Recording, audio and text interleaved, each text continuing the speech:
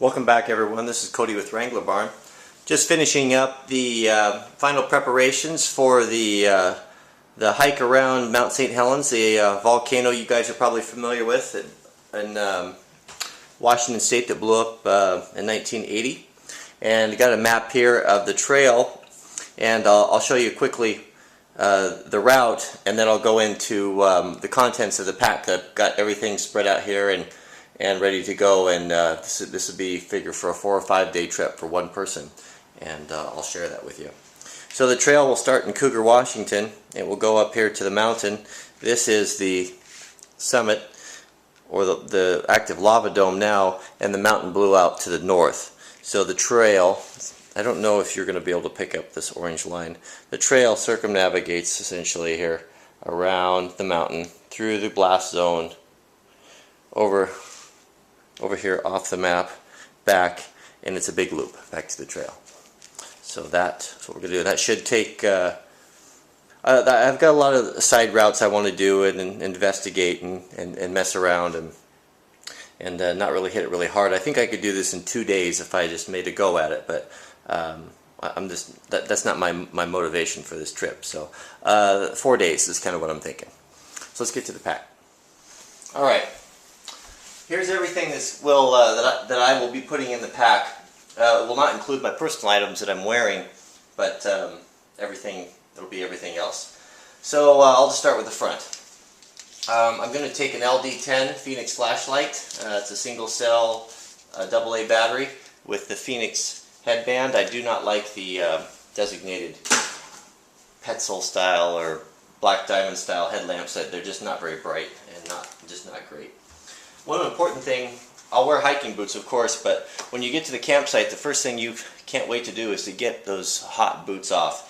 And these are Chacos. They are the best sandal type of shoe. You can hike in them. They're excellent. They're extremely heavy, and but they're worth it.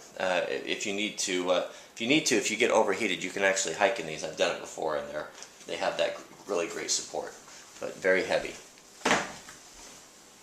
Alright, this will be my cook kit. I won't be using that stove that I showed in the video last week because of the constraints on fire, and I'll be in a pretty high alpine environment and there won't be access to firewood, and I don't believe you can have a fire anyway, so I'm back to the old style. Regular gas propane canister. This is good for 20 to 30 boil cycles, where you can boil. This is a titanium Snow Peak cup, holds about 2 cups.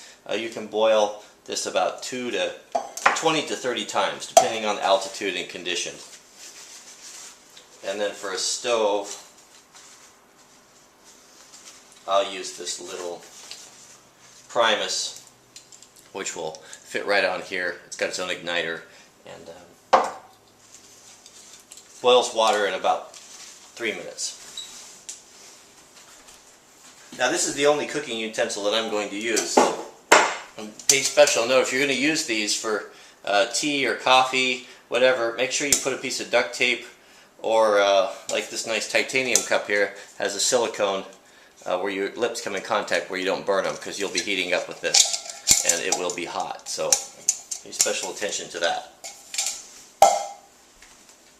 Alright, I'll take sunglasses and a pair of prescription glasses. I wear glasses, so I'll have glasses and contacts in a hard case. It won't get crushed.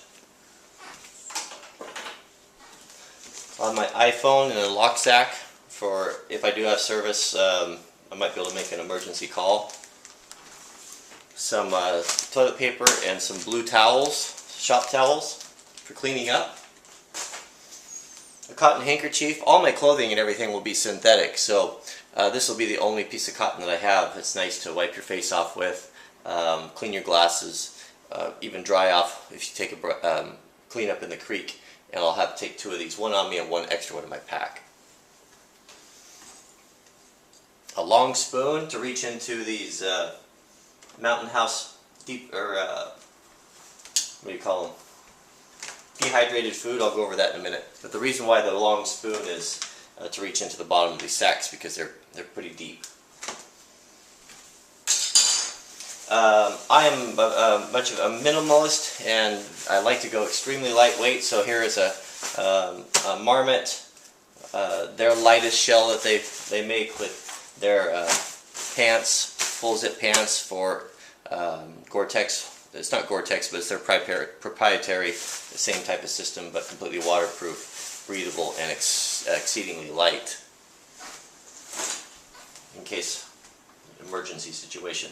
I'll take a long sleeve thermal, this Patagonia front zip front, and also the matching bottoms. I'll take a half length Thermarest. It's an self-inflating pad for sleeping on. Also very lightweight. I'll take one really soft cotton t-shirt. I guess this will be the second piece of cotton I have.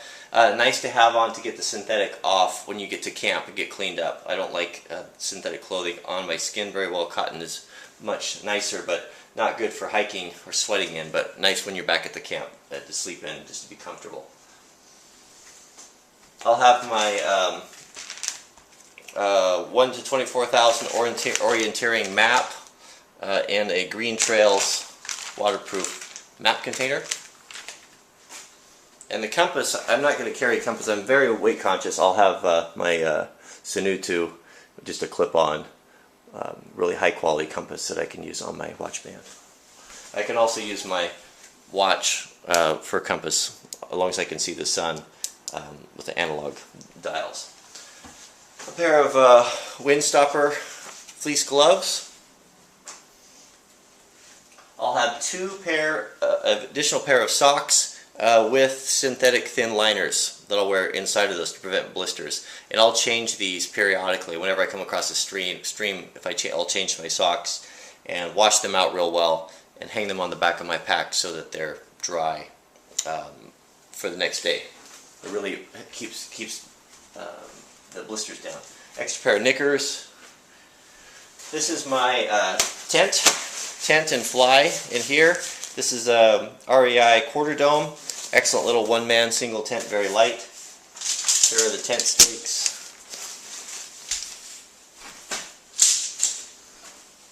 I'll have, this is my one luxury, it's a Thermarest chair, basically your sleeping pad. It turns your sleeping pad into a chair, and I'll demonstrate that up on the trail on the first night I set up camp, how this works.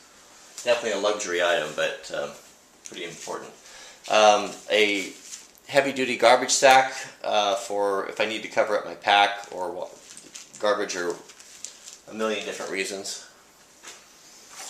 In here in the lock sack I'll have a small bar of soap, and I'll have my fire kit, which will include some British lifeboat matches, a piece of greasewood, a light my fire steel, and some bunch of dryer lint.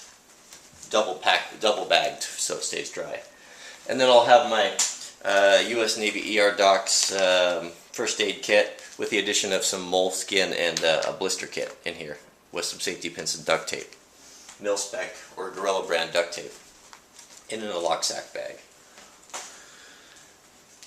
In here I'll have my Aquamira water filter. I'll have 4 Aquamira water treatment tablets, which will treat 32 ounces each. I'll have toothpaste, sunscreen, 100% DEET toothbrush, drinking straw, chapstick, and tea or coffee. If you guys are going to drink coffee, I might recommend these new Starbucks. I know instant coffee is gross, but this is not. It's really good, and they have it at Costco, and it's really cheap. You get 28 servings, I think, for, I don't know, $8 or $9.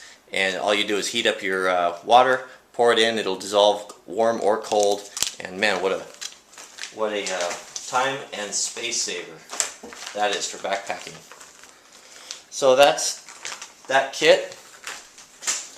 Next, I'll have my my tools signaling kit. I'll have a multi-tool. I'll take an S2 juice in here, a pack of 4 lithium batteries with a Tools Aviation lock, a signaling mirror, 25 feet of mil-spec paracord, a flashlight will be the LD10 lithium batteries with a cone, some extra contacts, a Fox 40 whistle, and I've printed out all my contact phone numbers and contact information, as well as some basic emergency survival instructions, just to help if you're not in a good state of mind, help to remind you of the basics in a lock sack.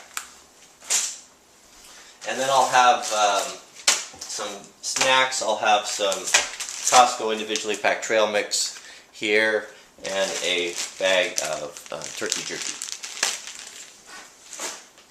Food, I really like these Mountain House meals. They're excellent.